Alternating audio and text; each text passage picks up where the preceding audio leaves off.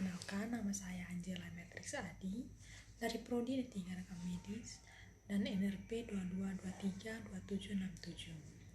Baik, di sini saya ingin menjelaskan tentang materi anatomi sistem endokrin dengan dosen pembimbing Pak Henry Didiharto, SKEP, NERS, MPD. Baik, yang pertama ada pengertian sistem endokrin. Endokrin atau Yunani endo, inside, krinein, to spirit, to skeret. Skeret atau sirkulasi darah, sel-sel target, dan aksin. X atau hormon, neurohormon. Dan juga eksokrin atau Yunani ego sama dengan outside, krinein, atau to separat, to sekret. Sekret atau saluran khusus aksi. X keringat, saliva, enzim-enzim pencernaan. Sistem endokrin adalah suatu kelenjar yang mengirim hasil sekresinya langsung ke dalam darah yang beredar dalam jaringan dan mensekresikan zat yang disebut hormon. Kelenjar endokrin merupakan kelenjar buntu atau tanpa saluran yang menyekresi hormon untuk mempengaruhi organ-organ lain. Baik, yang berikutnya ada fungsi kelenjar endokrin. Nah, yang pertama, menghasilkan hormon yang dialirkan ke darah guna diperlukan oleh jaringan tertentu. Yang kedua, mengontrol aktivitas kelenjar tubuh. Yang ketiga, merangsang aktivitas kelenjar tubuh. Keempat, merangsang pertumbuhan jaringan. Dan yang kelima, mengatur metabolisme. Baik, yang berikut ada mekanisme endokrin. Nah, di sini ada gambar tentang mekanisme endokrin. Nah, yang pertama itu ada sel endokrin, jalan darah, hormon, penerima, dan juga sel target. Selanjutnya, kelenjar dalam sistem endokrin. Nah, yang pertama itu ada hipotalamus, yang kedua pineal, yang ketiga hipofisis, yang keempat tiroid, yang kelima paratiroid, yang keenam timus, yang ketujuh adrenal, yang kedelapan pankreas, yang kesembilan ovarium, dan yang terakhir testis. Nah, yang pertama itu ada hipotalamus, yang terletak di bawah otak besar, pusat koordinasi sistem saraf otonom utama, yang berperan dalam koordinasi sistem saraf, sistem endokrin tubuh, dan pola perilaku serta emosi atau respon takut dan berani, dan juga perilaku seksual. Nah, di sini ada gambar tentang hipotalamus. Teman-teman sekalian bisa mengamati gambarnya. Berikutnya fungsi hipotalamus.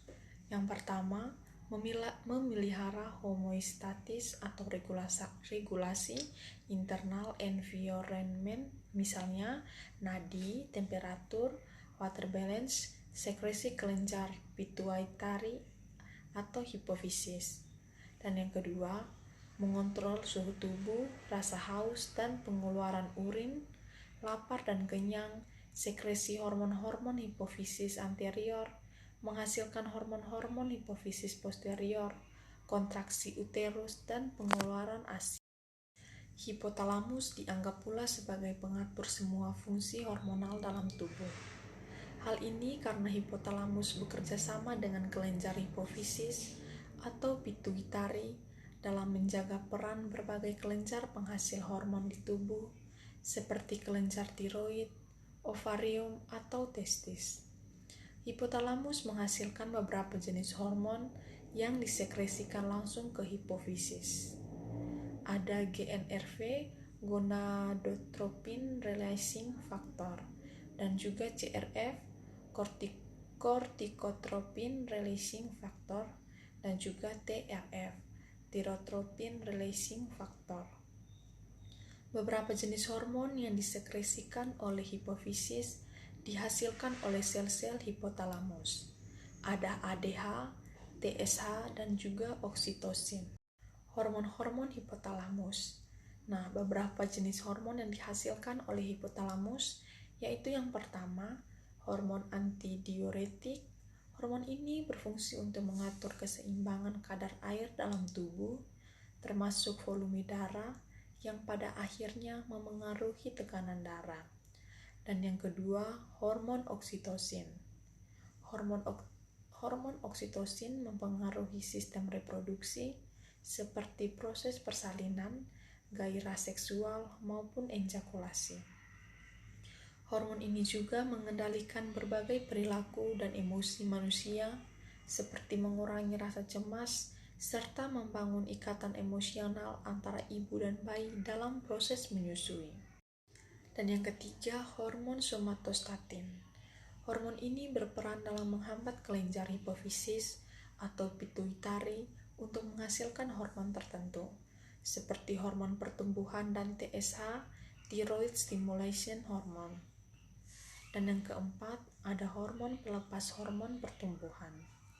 Nah, hormon dengan istilah growth hormone releasing hormone atau GHRH ini berperan dalam memicu kelenjar hipofisis atau pituitari untuk menghasilkan hormon pertumbuhan yang mempengaruhi tumbuh kembang anak serta metabolisme karbohidrat dan lemak dalam tubuh. Yang kelima, hormon pelepas gonadotropin. Hormon dengan istilah gonadotropin releasing hormone atau GnRH ini bekerja dengan merangsang pelepasan hormon yang berhubungan dengan fungsi reproduksi seperti proses menstruasi dan pematangan organ seksual, terutama pada masa pubertas. Yang keenam, hormon pelepas kortikotropin.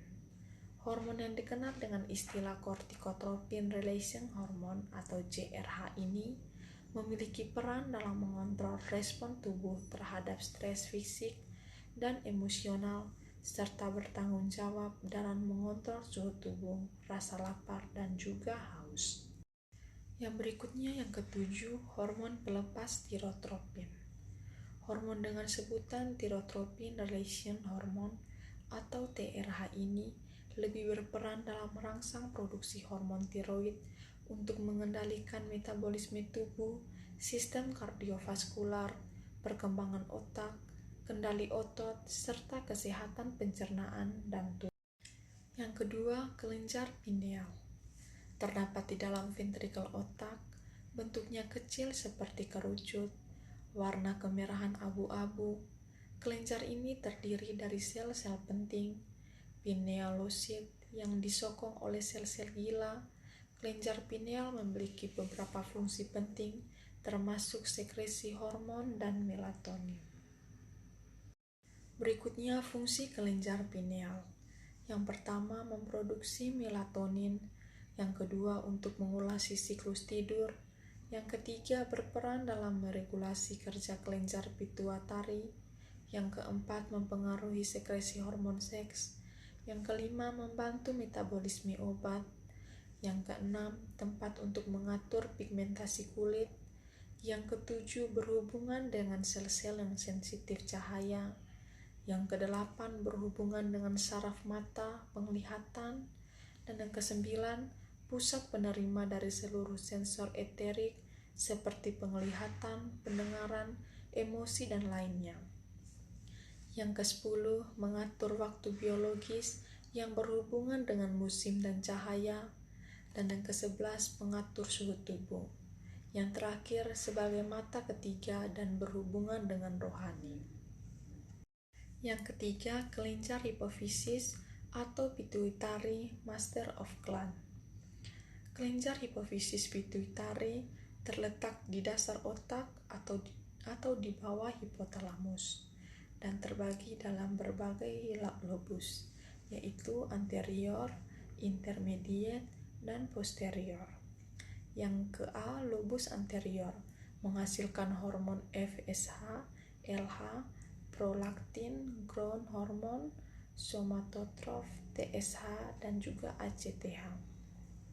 Yang ke-B, lobus intermediate, menghasilkan melanocyte stimulating hormone atau MSH. Dan yang ke-C, lobus posterior, menghasilkan ADH dan juga oksitosin.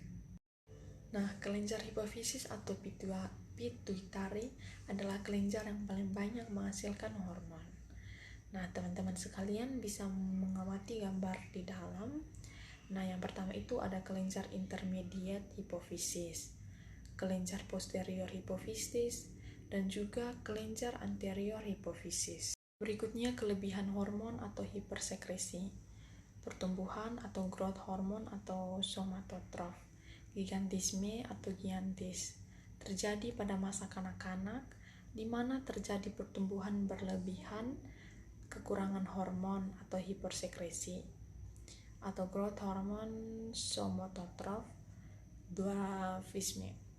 Nah, penderita tampak bertumbuh pendek hanya sekitar 1 meter atau bahkan kurang, tapi tetap memiliki proporsi tubuh yang normal. Dan juga yang ke B, ada kelenjar intermediate hipofisis. Nah, teman-teman juga bisa mengamati gambar tersebut. Di dalam gambar tersebut ada 2 orang yang berbeda, warna kulitnya yang berbeda karena termasuk dengan kelenjar intermediate hipofisis. Yang ke C, kelenjar posterior hipofisis. Ada hormon oksitosin dan juga ada hormon ADH. Dan di dalam ini juga ada gambar kelenjar posterior hipofisisnya. Baik teman-teman, sekian presentasi pemaparan materi dari saya. Mohon maaf jika ada kata-kata yang salah dibacakan dari saya minta maaf. Sekian dan terima kasih banyak yang sudah menonton. Sampai jumpa lagi.